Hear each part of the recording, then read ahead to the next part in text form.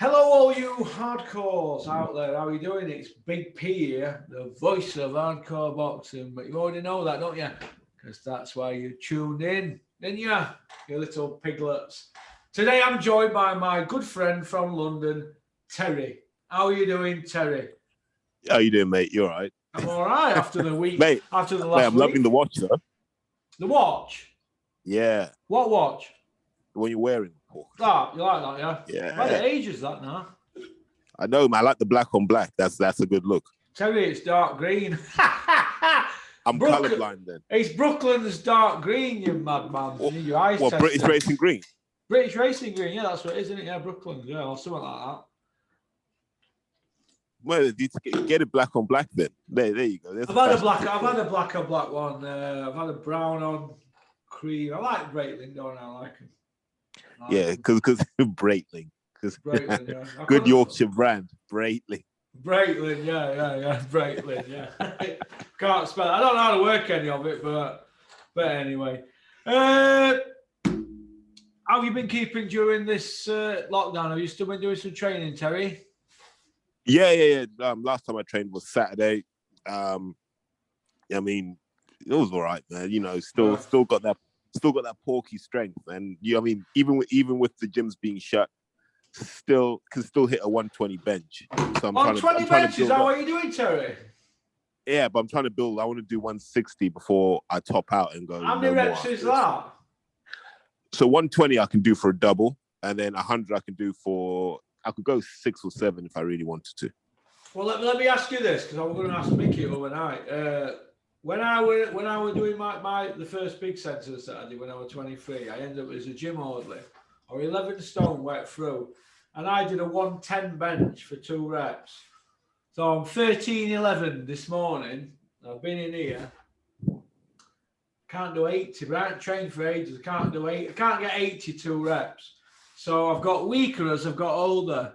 But about 6 months ago, I was doing 85, 90-ish 4 reps. But you've got to keep it up, haven't you?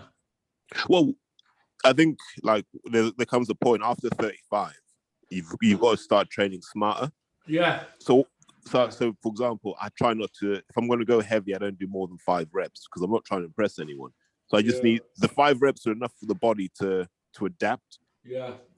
Without taxing the body too much that it can't recover. Because when you get older, folks, all you want to do is train consistently. So you want to do enough work that you can recover and train the next day. Yeah, that's good. That's true what you said there. Because I was speaking to Mickey about it. Obviously, he's won tournaments and he's had a pro card and all that. Fair enough, but he trains smarter now. Now at his house, he's got a big gym on his land, and he's got a lot of it's that cam and pulley equipment, that does all that, and then it works off. And he's got free weights as well, but he trains a lot smarter now and not as heavy. And he just says you just have to do it, Russ, until you get a pump on, and then that's that body part done. You can get a pump on 2 or 3 times, and then move on to the next one. But you can get through it all a bit quicker than that, can't you? Whereas with free weights, you're putting on and putting off and all that. But he says you've got to train smarter as you get older because you don't have as much testosterone in your body or something like that. So it's partly that, but it's also like in your 20s, you've done enough training. Almost your 20s, you're putting money in the bank. Yeah. Is that any good, Russ? Yeah. It's nice. They taste nice when they're free, don't they? Now, so that's my tip for people. Like after 35, if you're going to lift heavy, no more than 5 reps is necessary. You don't lose the strength. You don't lose that strength. Yeah. But so I've started back. I just want to knock this last. So I've got 17 pound, I think, to go. With my band, 17 pound. It's this last 17 pound. It's just because it's harder to come off as you get to end, isn't it? Yeah. So it's been a long job, hasn't it? Long drawn out job, hasn't it? I suppose, kid, hasn't it? Yeah, man. If you did more road work, it'd be easier for you. But can't run for toffee, kid. I'm a walker. 30 minutes in one direction. Come on, Rocky. 30 minutes that way, 30 minutes back, and that's me hour done. If I can do that a day, I'm happy. You used to be a road work killer, mate. Road work killer? You mean roadman killer? A lot's been going off in the world of boxing.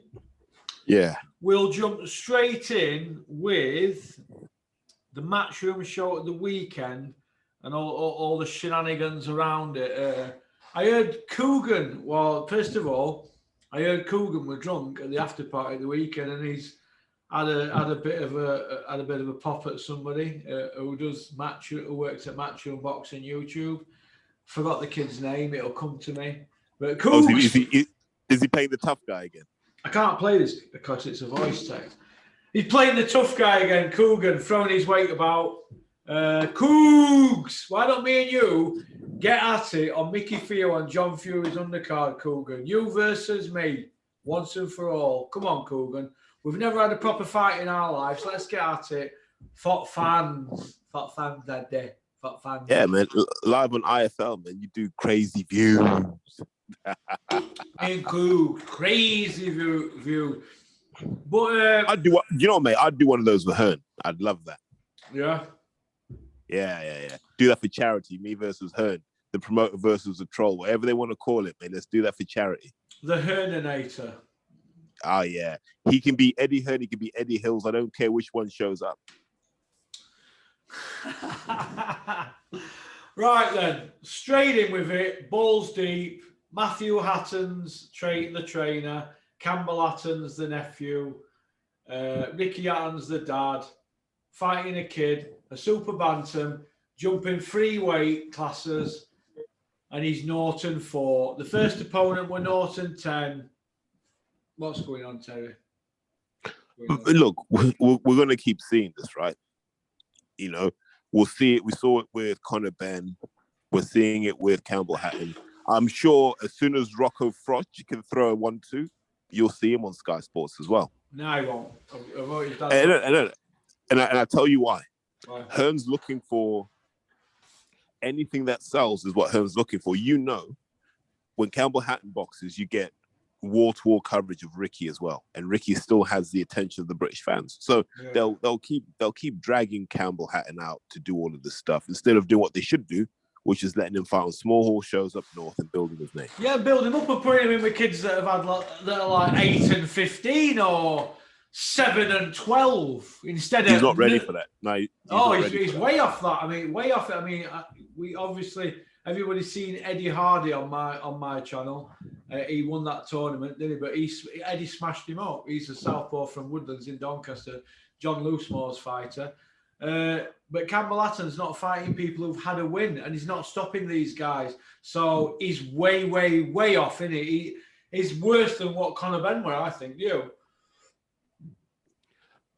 At least, no. So here's the difference, I think. Conor's always had a lot to prove, right? Because you're Nigel Ben's lad.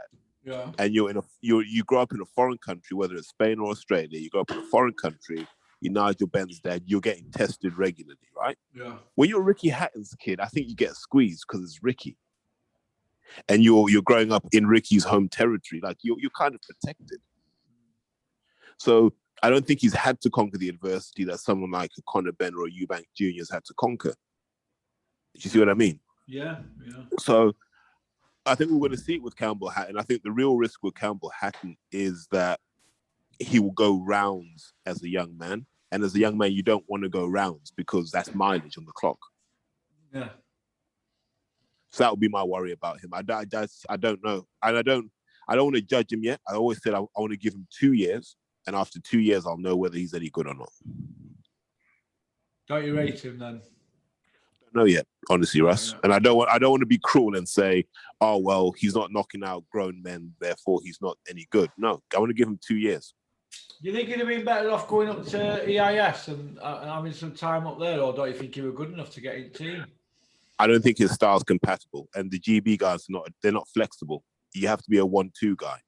Tall, long, 1-2, 1-2, 1-2, 1-2. That's all they want at GB. Bit like Callum Smith. Callum Smith, Carl Froch, the basic boxers. Joshua. No, more Carl Froch. Joshua's got a lot of skill to him, but Froch, just basic. You are? Are you having a dig at Cobra again? You do this every video, Terry. He'll be coming for you. Man. Next time you come up here, I'm going to take you over there, right, to Nottingham, mate. We're going to go see him. And I'm going to say, Carl, I've brought him here because his big gates are opening today most of the time. I'm going to drive straight home. He'll be waiting for you like that. Can we listen? I'm going there with Ty and Booth because I heard. Oh, fucking, I'll be over in seconds, mate. No, I think Ty could take him though. No, but aren't the Booth family quite known in Nottingham? I don't know him. I've only met him once at a Dennis show at Sheffield United ground. He was sat on a table like that. I only said hello to him. I don't really know the kid. I know he's quite funny apparently, isn't he? I think he's like you, Porky. Like they've carved out this lane by just kicking the chessboard up in the air. Like, you know how you've just gone for John Fury. You've stayed on his neck for about 2 years. 11 months. Like you've been on his neck, like properly on his neck. Yeah, he shouldn't have called me a blowjob. I used to be mates with John. He used to phone me up for 2 hours at night, pouring his heart out about things in his life and all that, and Tyson and all that. And I ain't got a problem with John, but you can't be calling me a blowjob if you're going to get away with it. Well, getting back to Ty and Boo, what I will say is this, right? I think he's had it. Obviously, I'm mates with Carl, so I'm going to choose my words carefully here. But I think Ty and Boo's had a bit of a raw deal out of boxing, you know, because apparently we're half all right. They took the Eubank fight, didn't he, at short notice, and he had him in all sorts of trouble, didn't he? But he didn't have the gas tank, did he, to finish the job. And he beat Marcus Morrison, didn't he? Who's just fought Eubank. So he must be sat at home thinking, how has he missed the boat? Do you see where I'm coming from? No, I remember him from years back. Like, he can go, like guys like him. But the thing is, that Ingle gym, people always talk about the guys who made it, if that makes sense. But they always ignore the guys who were in that gym who didn't want to make it. Who showed talent. And, well, I don't know, but if he wanted to come back, Ty and move, right, could Eagle get a license? Because I think he could if he wanted to. He probably, well, listen, if MTK were behind him, probably could, but he's 37 now. I don't know if... Is that really 37? Yeah. So he's 37. Obviously, he drinks and smokes and all that. So he's maybe missed his chance. And I think, you know, kids like that, like I said, I don't know the kid, but the kids like that, and there's other kids that I've seen it in the boxing industry as well. There's Matt up at, who works with Chris Smedley. They reckon he was all right. And obviously, he had a torrid time when he was with Caldwell, and things didn't work out for him. There's Ryan Rowlands, and things didn't work out for him. There's kids who slip through the net, isn't there, who show promise. There's one at Wales Gym, Alex Taylor, and Kev here thinks he's all right. But they've got to stick at it, haven't they, these kids? Russ, I know a lad, Charlie Harrison. Charlie is 27, 28 now. Yeah. 97 amateur bouts. Probably the best 60-kilo kid in the country right now. Will never turn pro. Doesn't want to. But he makes a good living as a plasterer. He's happy. Mm-hmm. But he's good. He's the sort of guy that, I mean, if you call Charlie Harrison up for some sparring, you're going to get that work. Yeah. And there are loads of kids like this in gyms. They don't want to sell tickets and they don't want to be journeymen. What they love doing is getting in the gym, sparring, having a fight 2 or 3 times a year. But they're super talented. Another example, Russ. Yeah. David Hayes' brother, James. James will come into the gym after God knows how long, right? First week, he looks terrible. Yeah. Gets on the running machine, does his road work, does everything. 2-3 weeks later, that jab starts coming out and it's a nose breaker. Yeah. And then within 4 weeks, he's flying. Like, he was doing the ABAs before the lockdown happened. He was going to do the ABAs at like 37. And he was looking good, to be honest with you. Mm. So there are loads of kids like that in gyms who are they're super talented. They either don't want to be pros or they just can't be bothered to drop the weight and so forth. It's like that kid from Doncaster, Mickey Nesbitt. You've probably never heard of Mickey Nesbitt. He's same age as me, and he was going to be next big thing. Liverpool were in for him to sign him. This is in mid-90s. I think it might have been Roy Evans or something. They signed him. We're subject to it, to one more, to a medical or something like that. he was going to be on like 10 grand a week. He was £1.5 million or something. Ian Snowden told me, because Ian Snowden, who was at Everton, he's Bellew's mate, isn't he? Bellew, he's an Everton Football Club ambassador. Well, Ian Snowden's best mate's kid who owns this, who I grew up with, Kevin. So I've known Ian since I was a young kid. Ian were telling us when we went out we went out up here at Dalton, Silverwood Working Men's Club. Razor Ruddock and Snowden were doing an evening with.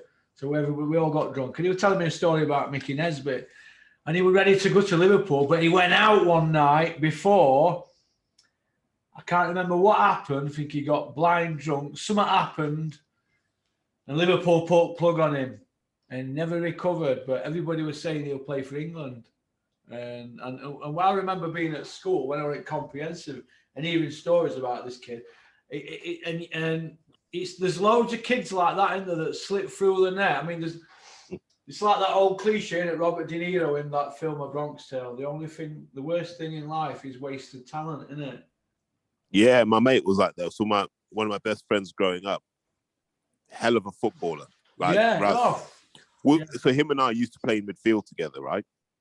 It was a one-man team. We just give him the ball. He'd beat 7 players and score every time. That was how we won games. And I remember QPR scout came to his house. Man United scout came to his house. But he loved the weed too much. He couldn't. We kept saying to him, mate, pack it in, pack it in, pack it in. Didn't turn to the crack. That ruined him. He got clean. I remember this.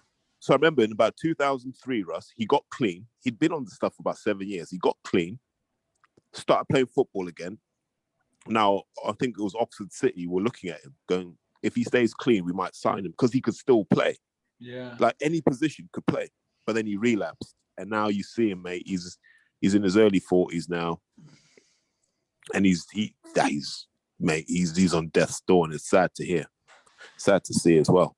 Yeah, I grew up with a kid called John Anthony. You might have seen him on Prize Fighter on Sky Cruiserweight. He fought Callum Johnson and got disqualified. Now, he was sub 11 seconds for 100, javelin, discus, shot put, all that. Decathlete, did all that, and then did some amateur boxing, then turned professional. But he never stayed at one thing, but he was one of them like athlete types, you know what I mean? Yeah. And he never ended up doing anything. You just need that one bit of direction, don't you, in one thing? Focus. Be like Anthony Joshua. They reckon he could have done football, sprinting, bodybuilding, rugby, or whatever, and he ended up doing boxing, putting his energies into that, didn't he? Yeah, probably too big for body. Yeah, too big for bodybuilding. But had he picked up a rugby ball, Jesus, because he's like too tall. You mean too tall? Yeah. For bodybuilding, yeah, he'd be walking around on stage like 24 stone. Yeah. Mickey Theo, 5'8", isn't he? 21 stone when he was on stage. You see that? You know what I mean? But yeah, because Joshua reminds me of my mate. I used to play rugby with a kid called James Forrester, who ended up playing for England. Yeah. And he was like that. He was I think he wasn't sub 11 for the 100, but him and I would race, and we were in about 11-1, 11-2 for the 100, right? Yeah. We were the quickest young forwards, I think, in the country at the time. Yeah. But he was dedicated. That was the difference. Like I used to love the amateur side of rugby, so play a game, go out on the lash with your teammates and have a laugh. Whereas he was running with like sandbags and stuff. Like he was early with all that stuff. And so he went on to play for England. But his upper body was too big. So he's 17.5 stone with legs like yours, Porky. Right, yeah, and skinny legs. Yeah, so his knees, you used to just give up on him. It's a shame, isn't it? But like I said, wasted talent. And like I said, when I go around these gyms, I look at kids. And I went to Mick Wales' gym recently, and I sat with Mick, and he said to me, and all these kids in gym, this is going back a few months, and he said, you see all these kids in here? I said, yeah. And there might have been 20 kids in the gym. He said, only 3 are going to make it out of these. And out of them 3, there might be 1 British champion. And I said, is that the odds, Mick? He went, yeah, that's the harsh reality of it. He says, because other kids will not stick at it, or the mums and dads might get involved, or they might meet a girlfriend, or they might end up sat on corner like Maria, in Rocky 1, sat on corner. Yeah. hanging outside corner shop, having a can of cider or smoking a spliff or whatever. Hey, little Marie. Hey, you can get, and he said that's what happened. They might just go down different routes, or they might get somebody pregnant, or they might have to get a job, or the man might be ill, or things happen in life, and it's only the focused ones. And people, and I have this conversation with Clinton Woods overnight. You've got to be dedicated, haven't you? But Clinton Woods is of the opinion that you need a job.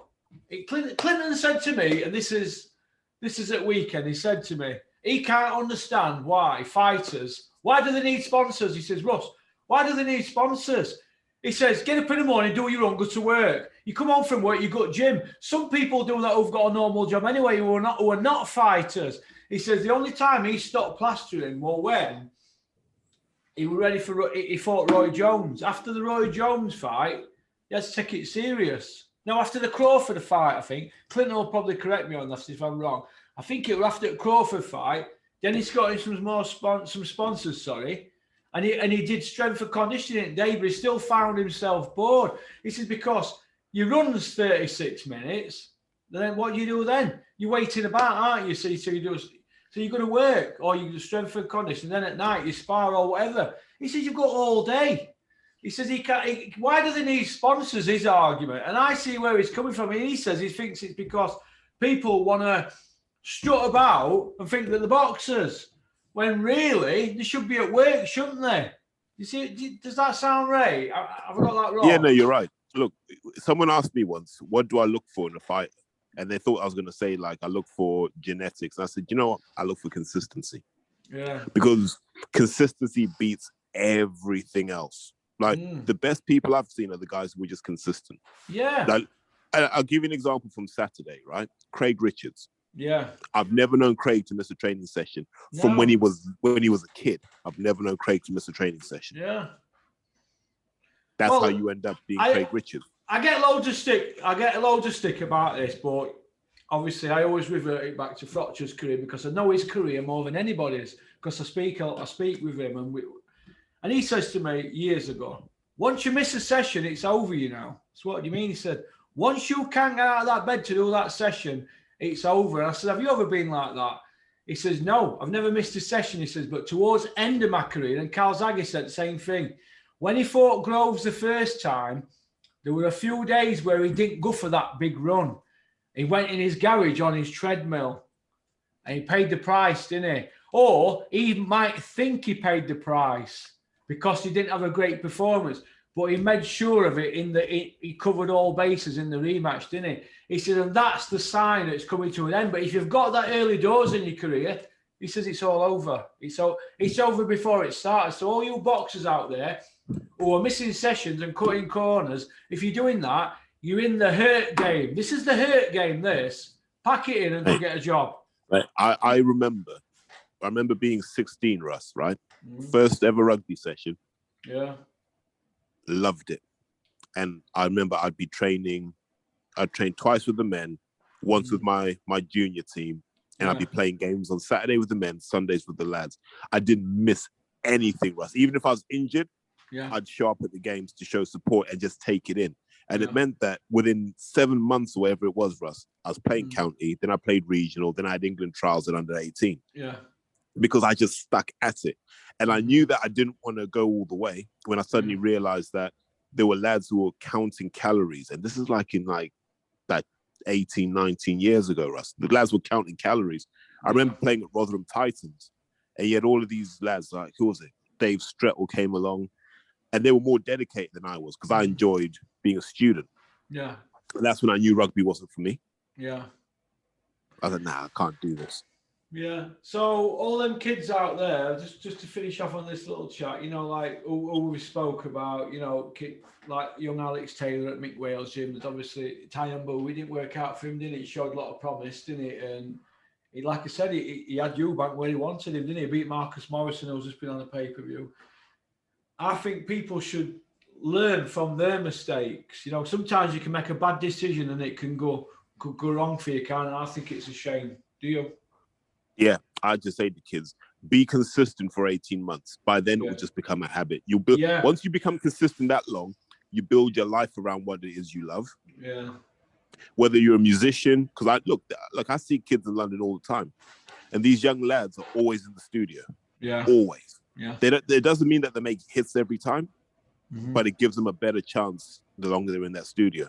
And I like seeing that. I like seeing kids in the gym every day. All that just that consistency. That's what gets you respect. Yeah. Yeah. All right then. Well, let's go to move on. We've spoken about Campbell Hatton. He did what he had to do, points win. Next one up, Bivol, Craig Richards. Did Bivol have a bad day and Craig Richards have a good day, but it still wasn't good enough? What do you think? So, I think Craig boxed really well. You got to consider that you go from Shakan Pitters to Dimitri Bivol. Like, I don't think anyone's done that sort of thing apart from Anthony Yard, right? That's a massive leap in quality that you're dealing with there. And I thought Craig did well, to last, because many people haven't lasted. But more importantly, Russ, what's he doing? Oh, he's just getting me straw. Getting me straw. Go on, mate. Get me straw. No, but more importantly, there were moments where he was giving Bivol trouble.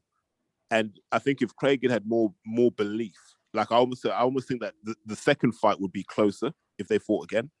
Yeah. Because now Craig knows he can get at Bivol and he can hurt him. But experience goes a long way, Russ. Like that top level experience, you can't manufacture that in a training environment. You can't manufacture that in sparring. No. That ability to show up and in fight week manage your energy ahead of the fight. So fair play to Bivol, but I thought Craig came out of that with a lot of credit. And I think you can now make a case that Craig might be the number one light heavy in the country. No. You can make a case that he's just behind Callum Johnson. He's number 2, I think. Let those two fight. I think they'll take that fight, Joe Gallagher. But I think they're a bit above him, aren't they? I think Craig at the moment. Do you think? No. Hold on. We need to hit the brakes of that Mercedes E63.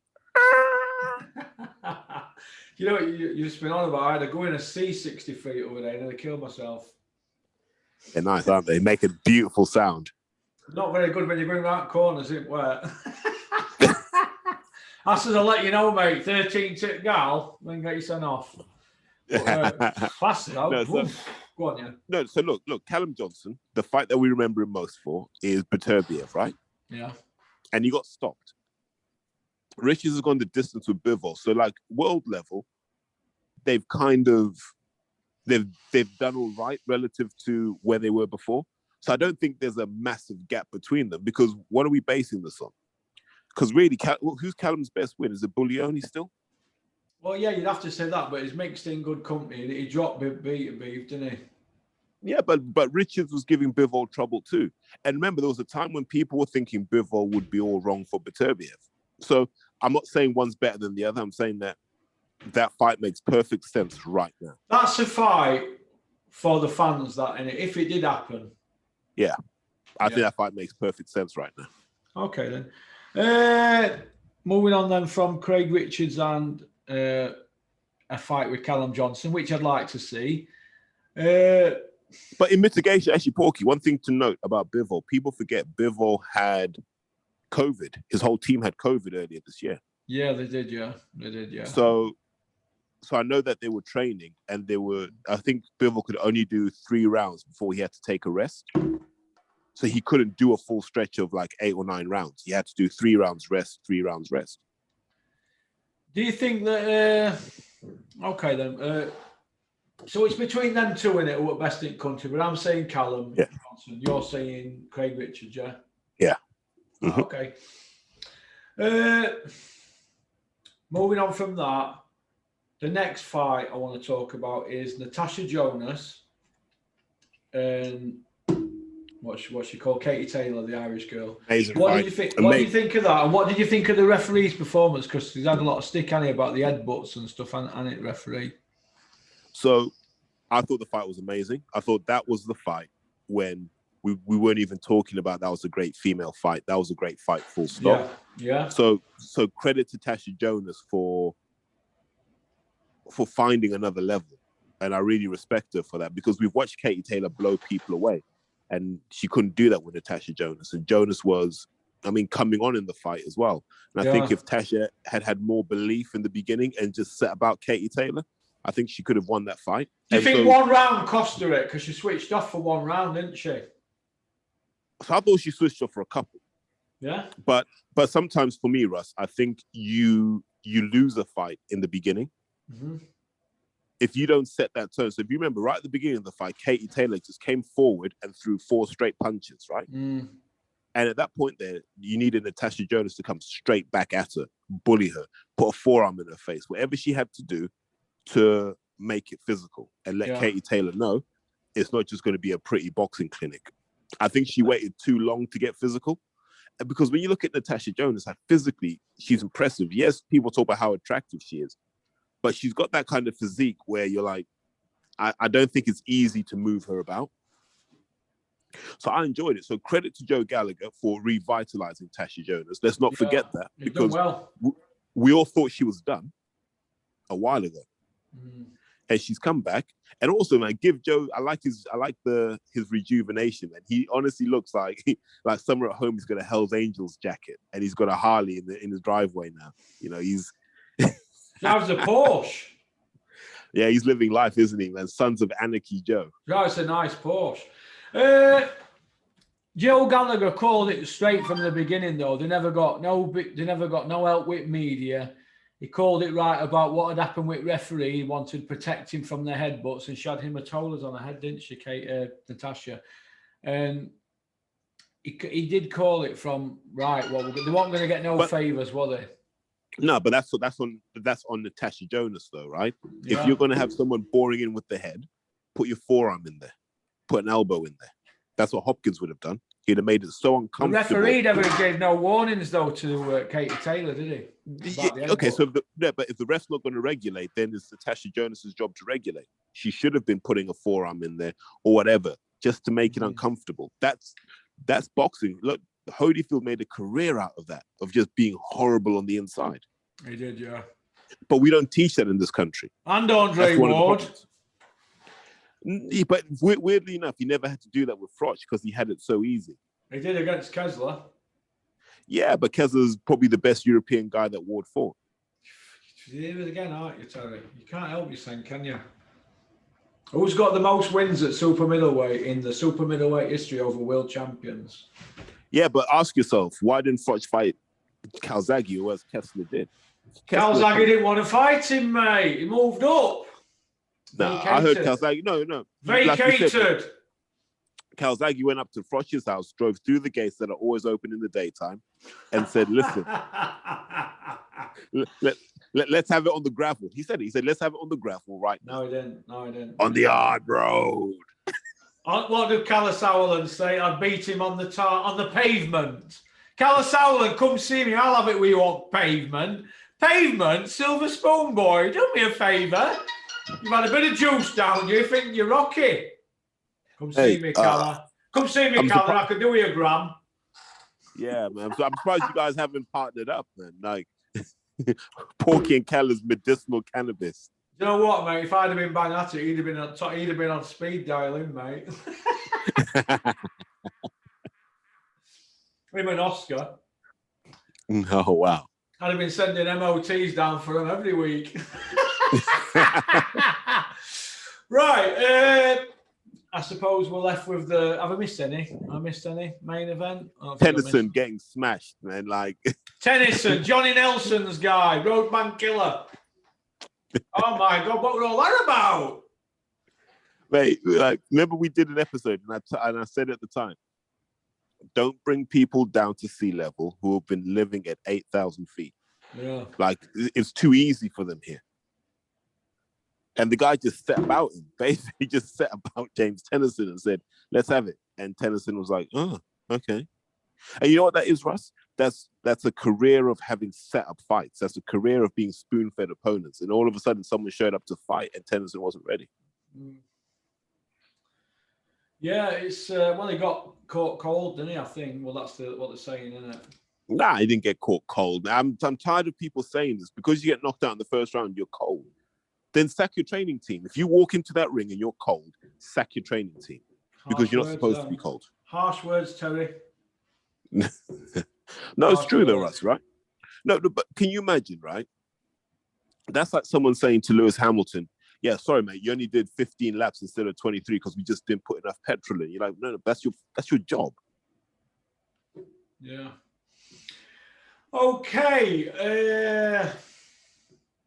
The main event, Derek Chisora, a.k.a. War, against Parker, the Stinkinator. Derek, we're going to walk out over that rubbish. What do you think to that, Terry? War. What is it good for? Absolutely nothing. Well, that describes him war. Pretty well. Yeah, look, man. You know what it's like, Russ. Matchroom just love to create these little stories, don't they? Will he, won't he walk down to the ring? He was never going to turn down that kind of money. He needs the money to pay off his tax debt. So he wasn't going to walk out. Oh, then all of a sudden his mum told him he had to fight. It's all that sort of nonsense that appeals to the casual fans who don't understand that they're having their chain yanked continuously. I had people coming up to me saying, it's off, innit? It's off. I said, you what? Derek says he's going to walk. They're unhappy about who's walking out first or second. I went, do you believe that? They were like, yeah, it's on IFL. Coogan put a tweet out. I went, oh my God, they're all in on it. Didn't we have this last time with Derek throwing Coogan out of the office, got 250,000 views, out of the hotel room because he gets the most access in the bubble, so he threw him out, told him to F off. Yeah. And it created created a big media stunt. So that's all they do, man. I call it, you know what I mean? It's semi-scripted. That's why I call Johnny Nelson semi-scripted Nelson, because half of what he says, I think, is scripted. And what happens with Johnny is, if Johnny's stood next to someone like Froch, who calls it down the middle, then Johnny has to be all over the shop with some mad statements, right? Because I guess the tweet's going. Whereas if someone's a bit looser and they like a bit crazier and say what they think, then Johnny plays it down the middle. Then he becomes the voice of reason. Watch it next time, right? Johnny knows what role to play. It's semi-scripted. I'm telling you now. Johnny knows what role to play. He's got about 9 women on go. I mean, he's got about 9 women on go. He calls them by the day, mate, and he's got 2 backup ones. Hey, if you got it, flaunt it. Johnny Horsecock Nelson. Oh my God. So what did you think to the fight then, Terry? With Derek War Chisora and Joseph the Stinkinator Parker. What did you think? I thought Chisora was unlucky to lose. I thought that was a pretty bad judging call. I think Joseph Parker's terrible. And if we can't get rid of him in boxing, can an 18-wheeler run over him or something? Because he's bad for the sport. Well, what about all this? He's got the Kronk style. What about all that were all over social media? Kronk style on IFL and Boxing Social. Kronk style. Yeah, but it's the same people who talk about Dominic Ingle having that Ingle magic in him. Look, once Emmanuel Stewart passed, Ingle magic. Do me a favor. Well, once Emmanuel Stewart passed, that whole Kronk thing was done. Right, that was the end of it. Yeah. Right. What Sugar Hill may do bits of that, but it's not the Kronk style. Andy Lee may say he knows the Kronk style. Whatever. I'm bored. I'm bored of this Adam Smith. Look, let me delve into his national record of achievement. I'm proud of this guy because he did the Duke of Edinburgh scheme and all this sort of nonsense. And because he did the Duke of Edinburgh, he must understand what it's like to be in the trenches of life. And I'm like, please just stop. It's like Adam Smith when Olympics were coming around. He brought this idea out for people at Sky who were involved in boxing to mentor these Olympians who've got the best facilities up there that you could ever dream of. So all of a sudden you've got Adam Smith mentoring Savannah Marshall and Johnny Nelson mentoring whoever and blah. Wasn't it Jack Bateson? Jack Bateson and Joshua had a mentor and Luke Campbell and all this. But yet there's all the facilities up there. You've been up there, haven't you? It's the best in the world, isn't it? From ice baths to hot saunas. Not anymore, mate. Not anymore. No. Like once GB did it, France did it. Everyone's done it now, and that's why we're not winning as many medals as we used to. Gone downhill. Medals winning, haven't they now? Yeah, but we don't even know if the Olympics is going to happen this year. They've had it off, haven't they? McCracken's had it off up there, hasn't he? Come on. 10 years he's been there now. No. Yeah, he loves it. 09. He's been there since 09, hasn't he? Yeah. 09. He's been there since the summer of 09. So he's been there 12 years, McCracken. 12 years. He's done a good do at it job. You can't knock that. He's got all his family jobs there. Yeah, him and Richie Woodall. Then he's palming off these GB lads to is his brother Max McCracken. All family work there at McCracken's, apart from his mum, I think. Everybody, all his brothers work there. They've had it off. You can't blame them if they can get it. Get it. I mean, boxing's lawless, isn't it? It's the wild, wild west. If you can get a few quid, get in and get it while you can. Yeah, 100%. Mate. But back to Chisora Parker, I just dislike everything about Joseph Parker. Like he's a guy that if he was really this Samoan warrior that he talks about, mate, just stand in the trenches and just trade. Because if you remember, Russ, he complained in the Joshua fight that he wasn't allowed to work on the inside. So then Chisora's like, come and work on the inside with me, and Parker starts running around the ring. Yeah. Oh, it was painful. You know what? I've never seen a Joseph Parker fight that I've enjoyed. He's had 3 Sky pay-per-views, the same as Carl Froch. Derek's had 3 Sky pay-per-views, the same as Froch. Bellew's had 4. These pay-per-views are getting handed out willy-nilly, right? And it's got to stop. But they're now talking Parker Chisora rematch. Who want to see that? Yeah, but you got to give Hearn credit, right? This is how smart Hearn's been. He's delivered fights to Sky. He's made sure that the judging is so controversial that they're all ready-made rematches. So when he does go to DAZN, he can just reignite. He doesn't have to build anything up. You know, you get these rematches, Chisora Parker, you'll get Taylor Jonas, you'll get Jonas versus Harper, and he'll just kick those out one after the other. And that's how he'll do it on DAZN, I think. Yeah. Yeah. Okay, then. Last off, then, we'll finish off on DAZN Sky situation and what's going to happen with Joshua. There's people saying that Joshua's going to stay put at Sky. Dylan White's going to stay put because they've both got their own stables and Sky's tried and tested and all that. And this is what I mean, we're not grapevine. What do you think of the situation there, and where does it leave Sky and Eddie and all that? What do you think? So yeah, we've talked about this numerous times, Russ. We're going to find out who was signed to Matchroom pretty quickly. And I think at this point now, what Joshua's thinking of is, I need to build my 258 stable, right? Because I need to have something after boxing. I need to have power in boxing. Because for all of Joshua's sins, I think he understands the game, and he understands that at some point he has to have something, kind of like Mayweather has, where he still has influence in the sport. And I think Dillian thinks along similar lines as well. So I think those guys will be looking and saying, well, what can DAZN do for me versus what can Sky do for me? Actually, even versus what BT can do for me. Mm. And they'll make the right decision at the right time. I'd like to see Joshua stay on Sky. I think Sky is where he made his name.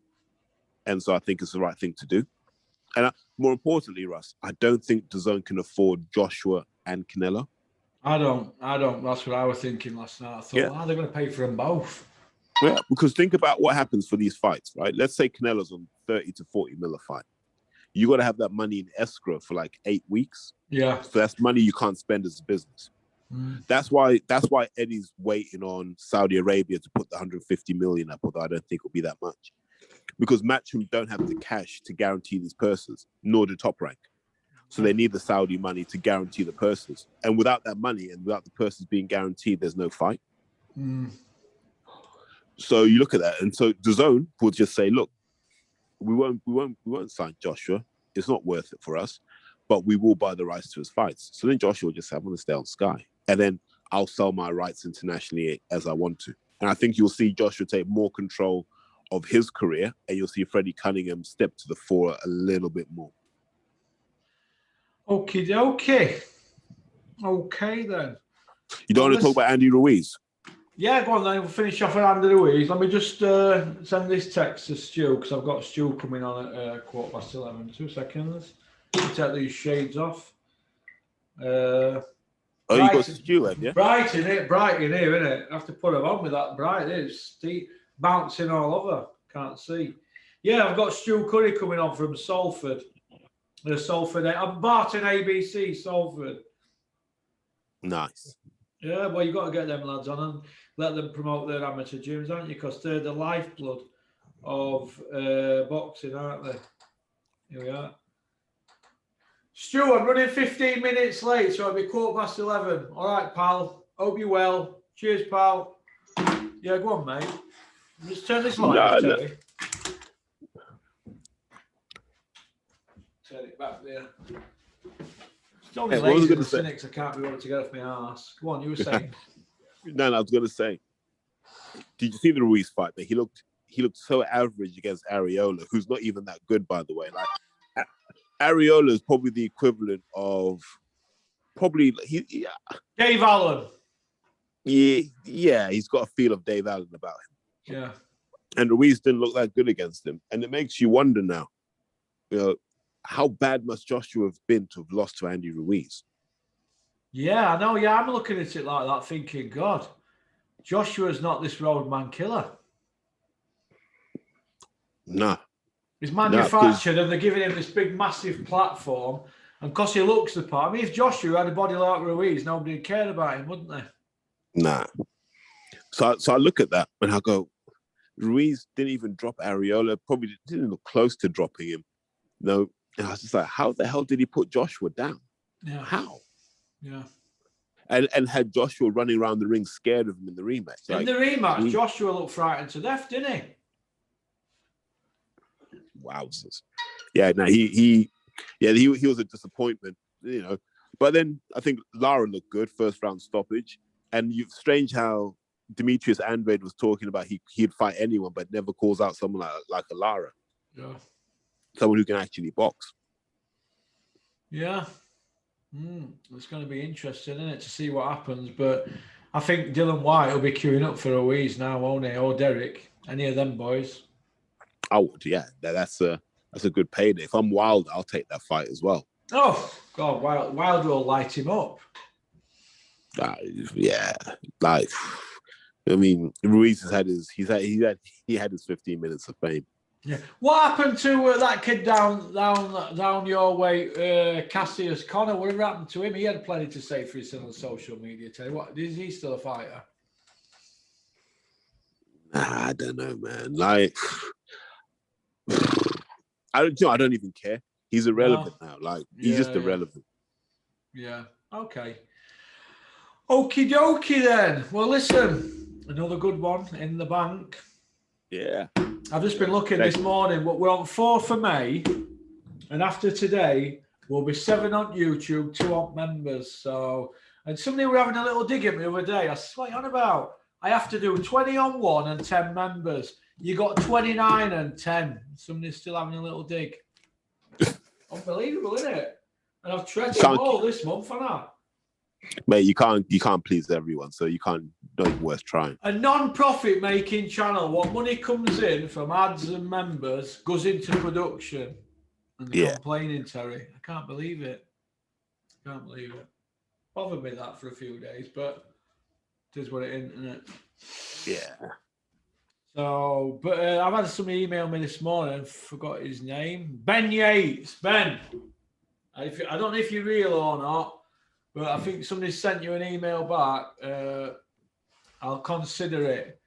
But like I said, people want to come and help on the channel. Like there's Craig runs Instagram, Simon runs Facebook. To do it, there's no money in it. If you want to help me, they can, but they can't pay anybody. You know what I mean? Which is a shame, isn't it? But you never know if we do well. Might be able to treat them. But I know it's an hard game in it, boxing. But like I said, it's a passion and we love it, don't we? Mate, you did the 36,000 though. What on the Mickey Fear? Mickey Fear was on. 2 seconds. I'll tell you what it's on now. 54,000. That's your biggest one now, isn't it? Biggest one, yeah. That's in two and a half days.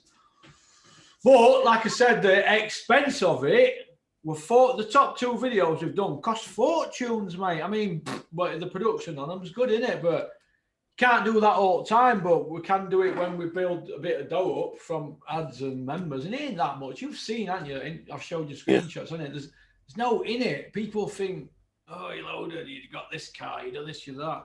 No, only because I'm smart. There's no money in this. People get carried away, don't they? Think that you're earning loads of money. Yeah.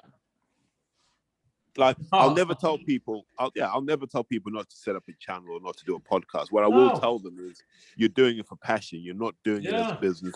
And you're definitely not doing it to be famous in boxing. Very good. You get more aggravation. Don't forget, throw in the death threats daily. Here, hang on a minute. Left here last night, 8 o'clock. No calls. Look at that. 37. I guarantee you, when I go through all them, I bet 30 of them are death threats. I bet 30 or 28 or something. Death threats. Every day. Day in, day out. This is on a business line. And emailing, my big fella here, emailing him. Getting his email and emailing him. That's boxing for you, isn't it, Terry? It's a good job he grew up with me, isn't it? And he knows me inside out. Do you know what I mean? Yeah. Because if not, and it was somebody who didn't know me, I'd be down the road. Down the hard road. You'd be like, here, you've done this, you've done that. Go on, get gone. Get out of the office. So it's a good job, isn't it? You know what I mean? Because like I said to you, there's plenty tried to derail. Plenty have tried to derail the Porky Express. But we're just picking up speed now. We're just getting quicker and quicker. But like I said, there's been people trying to derail us and putting house bricks on tracks, but we're just running it forward. We're just moving straight forward. But it's a laugh, isn't it? We've got to have a laugh. If we don't have a laugh, I mean, geez, God. But these people are devoted. These people, my advice to them is this: go and get jobs. Come out of your bedrooms, get out of bed, have a wash, go for a walk. Come out of your comfort zone and have a go. Like AJ Hobson said to me, you got to come out of your comfort zone. And they're right. So, but it is what it isn't. So, right, well, listen, we've had a good chat, just about an hour. It's always good to get you on, Terry. Always a pleasure, mate. I hope you have a great day. I'll leave you to the banking world now. And I saw a YouTube video you were doing with some tech woman. You were talking about your job and all that, and she was right, wasn't she? Yeah, she's cool. Yeah, she was bright. I bet she was. So I'll leave it to you. Have a great day, and you'll probably be training or something later, won't you? All right, mate. Take care, Terry. See Bye. you later. Bye. Well, that was Terry, the banker. We'll call him Terry the banker from now on. Good boxing bloke. Big power man and Rico's. Terry gets a lot of abuse in my emails and that and on comment section. I don't know why. People need to get out more. Have a think before you say something. But the main thing is, I used to think before I say something on social media, especially on here. But let me just say this. I'm saying it in front of a camera. I'm not hiding behind the keyboard. All right? So have a little think before you say things in future, especially when you're mentioning people's families. All right?